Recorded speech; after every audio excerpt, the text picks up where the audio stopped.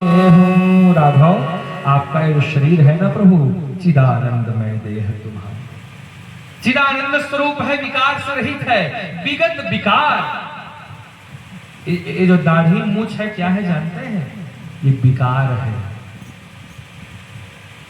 एक व्यक्ति ने प्रश्न किया, महाराज जी जब राम जी आपका बच्चा प्रश्न किया, ये लोरमी क्षेत्र में मैं कथा करने गया था, तो घर का जो बालक था उसने प्रश्न किया, महाराज जी जब भगवान इतने दिन तक 14 साल तक जंगल में रहे तो उनकी तो बड़ी बड़ी दाढ़ी मूछ हो गई रही तो है। हाँ साधु बाबा मनकर। तो मैं कहा देखो बेटा ऐसी बात नहीं है, ये जो दाढ़ी और मूछ है ना ये विकार है। भले लोग इस पे ताव देते हैं, वस्तुतः दाढ़ी और मूछ विकार है। और भगवान जो है सकल विकार रहित गत भेदा, और यहाँ भी लिखा है विगत विकार जान अधिकारी। भगवान विकार से रहित हैं, इसलिए भगवान की कभी दाढ़ी और मूछ नहीं आती, इससे ये विकार है, भगवान विकार से दूर है। एक कथा एक आती है बाल गाने में कथा कि चूड़ाकरण की गुरु जाई।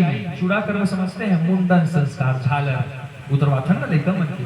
तो गुरुदेव जा करके वशिष्ठ जी ने चूड़ाकरण संस्कार किया, तो का कैंची धर के चुंदिल काटी से की था, ऐसे नहीं है, ऐसा नहीं जैसे हमारे आपके यहाँ होता है, ऐसा नहीं। जिस प्रकार राम जी अलौकिक हैं उसी प्रकार राम जी के सारे अंग अलौकिक हैं। केवल निमित्त मात्र गुरु जी वहां गए हैं। जैसे चूड़ा कर्म का समय हुआ तो राम जी के जो केश थे वो राम जी के भीतर ही विलीन हो गए, काटना नहीं पड़ा कैंची से छुरा लेकर। भगवान विकार रहित है। वाल्मीकि जी कह रहे हैं, महाराज चिदानंद में देह तुम्हारी, विगत विकार जान अधिकारी। राम देखी सुन चरित तुम्हारे, जड़ मोहि बुध होहि सुखारे।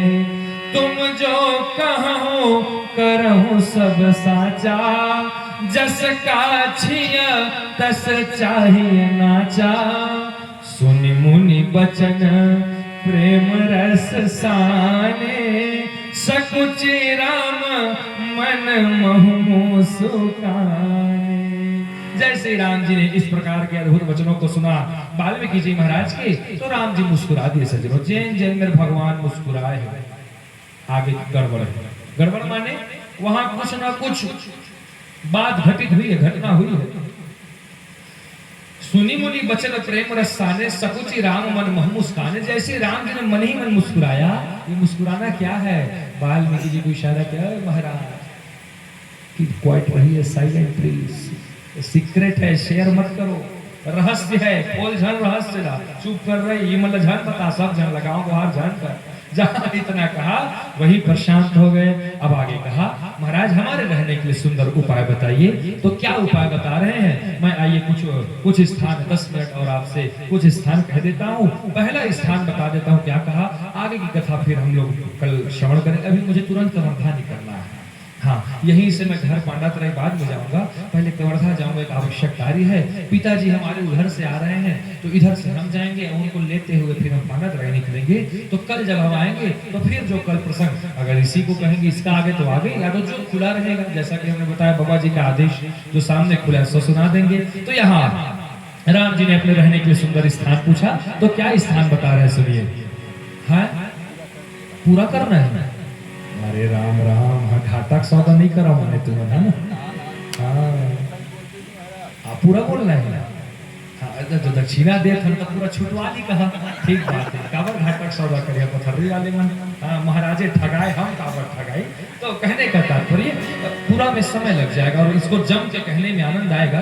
तो मैं चलिए प्रयास करता हूँ जितना हो सके। तो पहला स्थान जब राम जी ने कहा हम कहाँ रहे, तो वाल्मीकि जी जानते हैं पहला स्थान क्या कहा? कोई बताए मुझे पहला क्या कहा?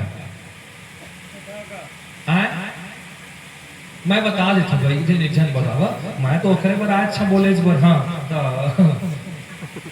जब राम जी ने पूछा हम कहाँ रहे, तो वाल्मीकि जी ने पहला स्थान कहा कि हे राम जी, आप उस पथर्री गांव की जो राम कथा नौधा जहां हो रही है उस नवधा पंडाल में जितने लोग बैठे हैं आप उनके हृदय में जा करके रहिए, वो आपके लिए पहला स्थान है रहने के लिए, वही सर्वश्रेष्ठ स्थान है। कह दिया।